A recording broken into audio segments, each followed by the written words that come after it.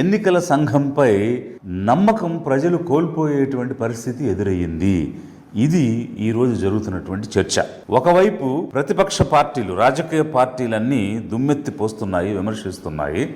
మరొక వైపు అధికార పక్షం కూడా ఎన్నికల సంఘం ద్వారా జరిగే కార్యక్రమాల్లో ఏమి తప్పులు జరుగుతున్నాయనేటువంటి విషయం చెప్తుంది. మరి అప్పుడు ఎవరి నమ్మకం మీద ఈ ఎన్నికల సంఘం పనిచేస్తున్నదే ఒక పెద్ద ప్రశ్నగా కనిపిస్తూ ఉంది. 1990 నుంచి 2014 వరకు పర్టిక్యులర్గా 25 సంవత్సరాలు chief election commissioners T N లాంటి వారు పనిచేసిన సమయం నుంచి ఆ 25 సంవత్సరాల్లో ఒక క్రెడిబిలిటీని, ఒక ట్రస్ట్ని ఎంతో ఎఫిషియెంట్గా పనిచేస్తున్నటువంటి సంస్థగా భారతదేశంలోనే కాదు, ఈ ప్రజాస్వామ్యం ఫాలో అయ్యేటువంటి ప్రతి దేశం ప్రపంచంలో భారత ఎన్నికల సంఘానికి ఆ రకమైనటువంటి విలువను సంపాదించి పెట్టినటువంటి ప్రవర్తన మనం చూసాం. కానీ ఈరోజు అంత ప్రతిభ కలిగి వర్ధీ ఇన్స్టిట్యూట్ అనేటువంటి క్రెడిబిలిటీని అక్రాస్ ది వరల్డ్ సంపాదించుకుని ఈరోజు ప్రజల నమ్మకం, రాజకీయ పార్టీల నమ్మకం కోల్పోవడం, అంటే అన్బయాస్డ్గా, నిష్పక్షపాతంగా స్వయం ప్రతిపత్తి కలిగి పనిచేసేటువంటి సంస్థ ఒక కమిషనర్ని రిమూవ్ చేయాలంటే ఒక ఇంపీచ్మెంట్ ప్రాసెస్ ఫాలో అవ్వాల్సినటువంటి విధానం ఎందుకుంది అని అంటే, ఒక అటానమీని, అంటే ఒక ఇండిపెండెన్స్ని జ్యుడిషియరీకి కల్పించిన విధంగా రాజ్యాంగం కల్పించి ఉంటే అంత ఇండిపెండెన్స్ కలిగి ఎవరికి దాసోహం అవ్వాల్సిన అవసరం లేదు, తలొగ్గాల్సిన అవసరం లేదు, తలదించుకోవాల్సిన అవసరం లేదు. ఆ రకమైనటువంటి రాజ్యాంగ రక్షణ కలిగి ఉన్నటువంటి సంఘం ఈరోజు ఎందుకు ప్రజల సమక్షంలో, పార్టీల సమక్షంలో సమాధానం చెప్పుకోవాల్సిన పరిస్థితికి వచ్చింది, నమ్మకం కోల్పోవాల్సిన పరిస్థితికి వచ్చింది? ఎంతో క్రెడిబిలిటీ ఉన్నటువంటి సంఘం అనేటువంటిదే ఈరోజు ఎదురయ్యేటువంటి సమస్య, చర్చ. ఒకవైపు బాల్ ఠాక్రే శివసేన అనేటువంటి పార్టీని స్థాపించి నడిపిస్తున్న క్రమంలో హేట్ స్పీచెస్ ఇస్తున్నారని, డివిజివ్ పాలిటిక్స్ చేస్తున్నారని, డివిజివ్గా అంటే వేర్పాటువాదంగా మాట్లాడుతున్నారని ఇదే ఎన్నికల సంఘం డిస్క్వాలిఫై చేసింది. అలాగే Aam Aadmi party campaign song, దానిలో అభ్యంతరకరమైనటువంటి పదాలు ఉన్నాయని క్యాంపెయిన్ సాంగ్ని బ్యాన్ చేసింది. అలాంటి సంఘం 2024 ఎన్నికల్లో ప్రధానమంత్రి అభ్యర్థిగా ఉన్నటువంటి నరేంద్ర మోడీ గారు ఒక డివిజివ్ స్పీచ్, వేర్పాటువాదమైనటువంటి మాటలు మాట్లాడుతూ ఉంటే, ఇక్కడ ఒక బాల్ ఠాక్రేని డిస్క్వాలిఫై చేసిన అదే ఎన్నికల సంఘం ఒక అభ్యర్థి మాట్లాడిన దానికి నోటీస్ ఇవ్వకుండా బీజేపీ అధ్యక్షుడైనటువంటి నడ్డాకు నోటీస్ ఇస్తుంది. पहले जब उनकी सरकार थी उन्होंने कहा था कि देश की संपत्ति पर पहला अधिकार मुसलमानों का है.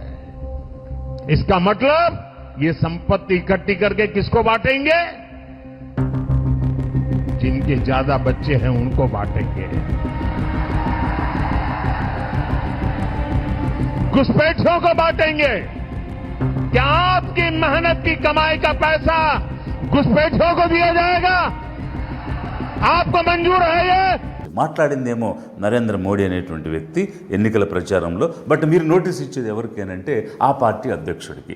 అంటే ఏమిటి ఈ రకమైనటువంటి ఆ డిఫరెన్షియేటింగ్ ట్రీట్మెంట్స్ అనేటువంటిది ఒకవైపు అనుమానాలకు దారితీస్తూ ఉంటే, మరొక వైపు అనేక రకాలైనటువంటి రిపోర్ట్స్ ప్రెస్లో, ఒకవైపు మీడియా కొమ్ముగా వస్తున్న పరిస్థితుల్లో సోషల్ మీడియాలో అనేక రకాలైన రిపోర్ట్స్ వచ్చాయి. త్రిశూర్ లాంటి చోట ఓటర్ లిస్టులు పాడైనాయి అని, బెంగళూరులో ఓటర్ లిస్టులు ట్యాంపరింగ్ జరిగినాయి అని రిపోర్ట్స్ ఒకవైపు వస్తే, మరొక వైపు మధుర లాంటి కాన్స్టిట్యుయెన్సీలో ముస్లిం ఓటర్స్ని ఎన్నికల్లో ఓటు వేసుకునే అవకాశం ఇవ్వడం లేదని, మరొక వైపు గుజరాత్లో 700కు పైగా ఫిషర్మెన్ విలేజెస్లో వాళ్ళ ఓట్లు తీసేశారని, ఇలా అనేక రిపోర్ట్స్ వచ్చాయి. ఇదంతా కొన్ని కవర్ కానటువంటి అంశాలు అయితే, ఈరోజు దేశవ్యాప్తంగా జరుగుతున్నటువంటి చర్చ ఏంటంటే, ఎల్ఓపి లీడర్ ఆఫ్ అపోజిషన్, ప్రతిపక్ష నాయకుడు ఒక ప్రత్యక్ష ప్రసారం చేశారు. అన్ని మీడియా వాళ్ళకి పిలిచి ప్రెస్ మీట్ చేయటం, దానిలో ఒక లైవ్ ఎగ్జాంపుల్ చూపించడం జరిగింది. ఒక 6 నెలల పాటు ఒక పరిశోధన చేసి బెంగళూరు సెంట్రల్ పార్లమెంటరీ కాన్స్టిట్యుయెన్సీలో ఉన్న సెగ్మెంట్స్లో, మహదేవపుర అనేటువంటి అసెంబ్లీ కాన్స్టిట్యుయెన్సీలో 1,250,000 ఓట్లు దొంగ ఓట్లుగా వచ్చాయి.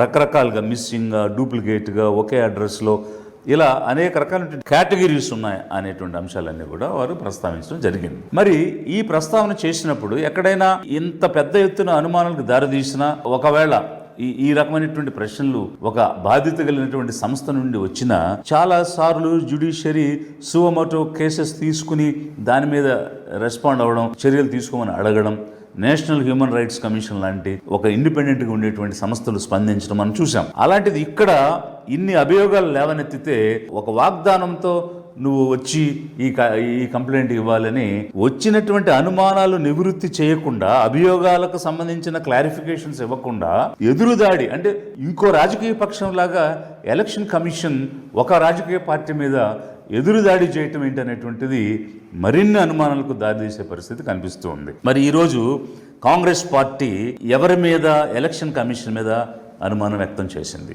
ఓటర్ లిస్టులకు సంబంధించి అనుమానం వ్యక్తం చేసింది.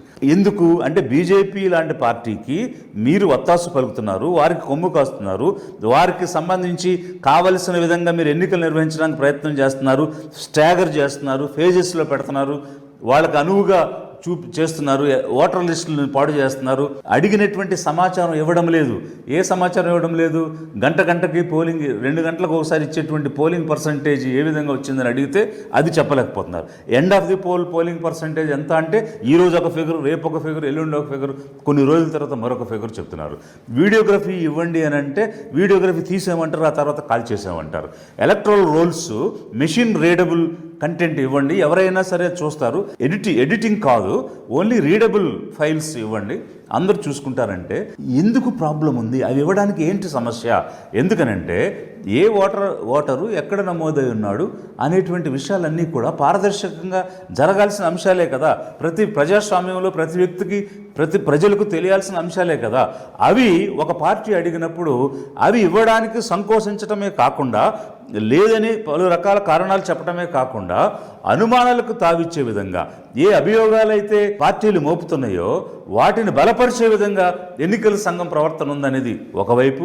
మరొక వైపు ప్రైమ్ మినిస్టర్ ఆఫీస్ నుంచి కాల్ వస్తే 3 ఎన్నికల సంఘం కమిషనర్స్ వెళ్ళి పీఎంని కలిశారనేటువంటి వార్తలు పేపర్లో వచ్చాయి, సోషల్ మీడియాలో వచ్చాయి. ఒక స్వయం ప్రతిపత్తి కలిగినటువంటి సంస్థ, 3 కమిషనర్స్ ఒక రాజకీయ నాయకుడు ద్వారా ఏర్పాటైన ప్రభుత్వంలో ఉన్నటువంటి ప్రైమ్ మినిస్టర్ ఆఫీస్కి ఏ విధంగా వెళ్తారు?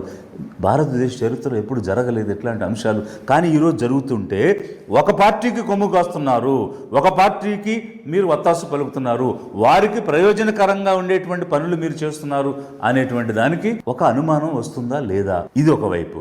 మరి ఏ కాంగ్రెస్ పార్టీ అయితే ఎలక్షన్ కమిషన్ మీద అభియోగాలు పెట్టిందో, ఏమని పెట్టిందో, బీజేపీ వైపు మీరున్నారని చెప్తుందో, బీజేపీ వాళ్ళు కూడా ఏం చెబుతున్నారనంటే రాహుల్ గాంధీ ఎన్నికైన రాయ్బరేలీ కానీ, ప్రియాంక గాంధీ ఎన్నికైన వయనాడు కానీ, అఖిలేష్ యాదవ్ ఎన్నికైన దగ్గర కానీ, స్టాలిన్ ఎన్నికైన దగ్గర కానీ ఓటర్ లిస్ట్ అంతా తప్పులు తడకగా ఉన్నాయి, అందులో దొంగ ఓట్లు ఉన్నాయి. ఆ దొంగ ఓట్లు వేస్తేనే మీరు కూడా గెలిచి పార్లమెంటుకు, లోక్సభకు వచ్చారు అని బీజేపీ చెప్తుంది. అంటే దీని అర్థం ఏంటి? కాంగ్రెస్కి నమ్మకం లేదు కమిషన్ మీద, ఇతర పార్టీలకు నమ్మకం లేదు కమిషన్ మీద. ఎందుకు? మీరు బీజేపీ వైపు ఉన్నారు కాబట్టి.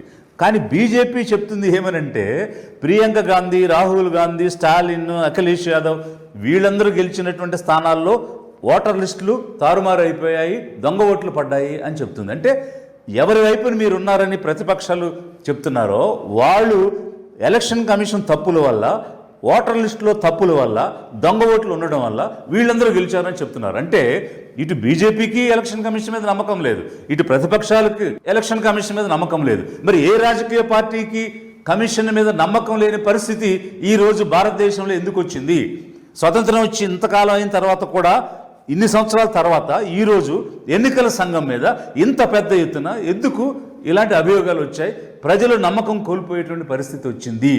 ఇది ఒక ఆలోచించాల్సిన, చర్చించాల్సిన, స్వయం ప్రతిపత్తి కలిగిన ఎన్నికల సంఘం ఆత్మావలోకనం చేసుకుని ప్రజల నమ్మకం పొందాల్సినటువంటి సమయం ఆసన్నమైందనేది ఒకవైపు అయితే, లిబరేషన్ కాంగ్రెస్ పార్టీ ఏమి డిమాండ్ చేస్తుంది అంటే ఎన్నికల సంఘం అనేటువంటిది ఒక ఇండిపెండెంట్, అటానమీ, అకౌంటబిలిటీ, ట్రాన్స్పరెన్సీ కలిగినటువంటి సంస్థ, పారదర్శకంగా, నిష్పక్షపాతంగా పనిచేయటమే కాకుండా పనిచేస్తున్నట్టు ప్రజలందరికీ కనిపించాలి, ఆ నమ్మకం నిలబెట్టాలి అనేది ఒకవైపు.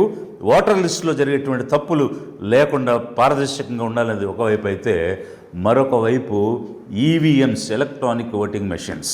ఈ ఎలక్ట్రానిక్ ఓటింగ్ మెషిన్స్ ద్వారా అనేక పొరపాట్లు జరుగుతున్నటువంటి సమయంలో రాజ్యాంగం ఇచ్చినటువంటి ఓటు హక్కు వినియోగించుకుని ఎవరికి మేము ఓటేసాము అనే విషయం ప్రజలకు తెలిసే విధంగా ఎన్నికల నిర్వహణ జరగాలి అని అంటే ఖచ్చితంగా బ్యాలెట్ పేపర్ మీదే ఎన్నికలు జరగాలి.